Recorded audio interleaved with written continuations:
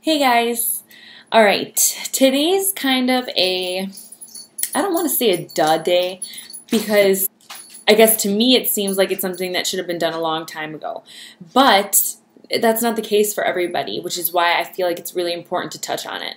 Um, Something that is huge is our goals. You need to know what you want and why you're doing this, because it's not always going to go how you planned. It's not always going to go peachy. It's going to seem like a lot of work for not a lot of pay at first, and why you're doing it is what's going to get you through those hard times. You know, a lot of people quit this business, a lot, and that's because their why wasn't there for them. It wasn't strong enough to keep them through it and keep going, because the only way that you're going to succeed is to never quit. So I want to talk about goal setting. I feel like a lot of people tend to set goals on what they think they can do. But that sounds so awful. You should be setting goals on what you want, not what you think you can do. You're selling yourself short. You should be able to try to achieve everything. It's like one of my favorite quotes is shoot for the moon, because even if you miss, you'll land amongst the stars, right?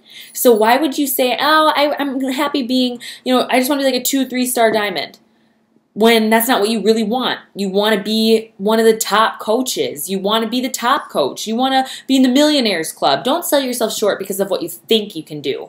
Know that you can do anything that you want to do. So what we're going to be doing is that we are going to be writing down our whys, our goals, our why we're chasing this. If somebody was to come up to you and say, these are the last 5 to 10 years of your life, design them how you want, I will fund it for you, what would it look like? What kind of money would you have set aside for your kids' college? Where would you be living? What would your house look like? What kind of car would you be driving? I know that those are materialistic things, but at the same time, that is important, because we all do work for a living, and those are goals of ours. So that's okay. I set financial goals. I have things that I want, and, fun things, because life is supposed to be fun.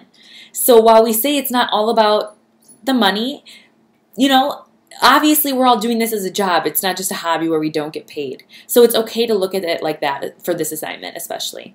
What would you be doing with your day? How many hours a day would you be working in? What kind of money would you be bringing in a month? Get specific. Just like we get specific for who our ideal coach and customer is, we need to get specific with what our life would be like if we could design it ourselves, okay?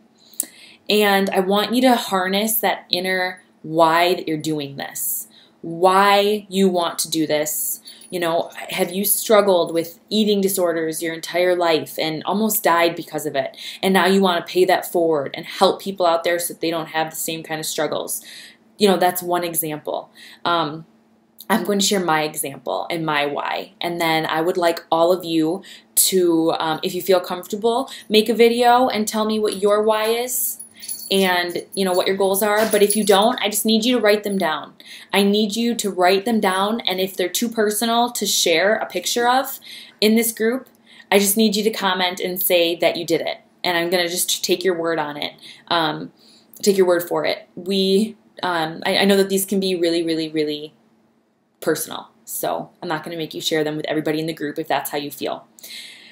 My why is I grew up in a very wealthy home with a dad who worked all the time.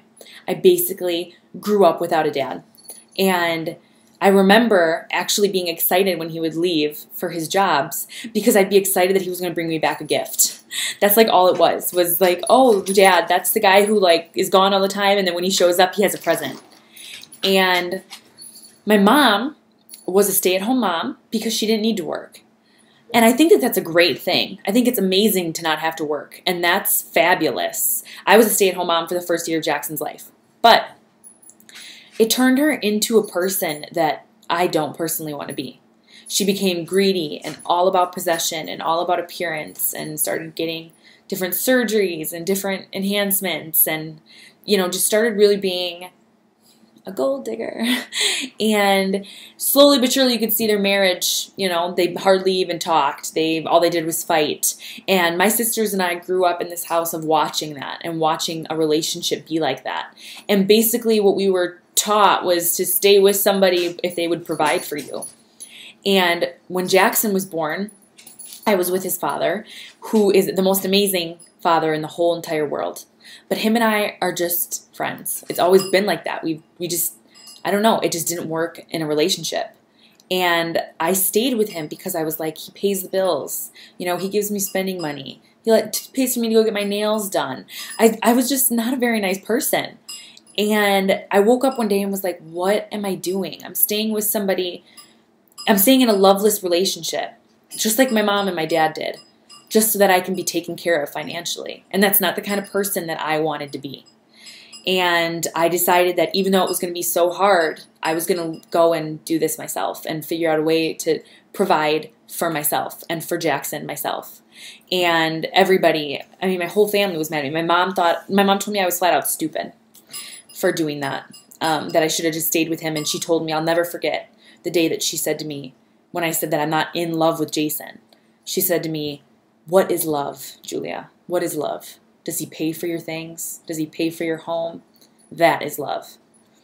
And I said, I'm not going to be that person. So I did the hardest thing ever and took Jackson at a year old and started sharing my own baby 50% because his dad is amazing. It's not that he doesn't deserve to be a father. So we share Jackson 50-50. I found an apartment that I could afford, so that was $500 a month, which, I mean, it was like the floor literally went like this. The couch, I had to put boards underneath the couch to keep it level. I couldn't afford anything. I personal trained people for 2 hours in the morning and had my mom or like a sister watch Jackson on the mornings that I had him. And then I would go to the dental clinic all day. And then by the time that I got him, it would be like 6 at night. And then he went to bed at 7. So I spent about an hour a day trying to just make ends meet and pay for things. And then I met Eric. And in the middle of all of this, I started Beachbody. And it's absolutely amazing that it came into my life when it did, because Lauren had asked me and I said no, and then I finally took the risk and decided to do it. And I ended up doing what I'm doing, and I'm able to make money working from home and provide for my family myself. I don't rely on Eric.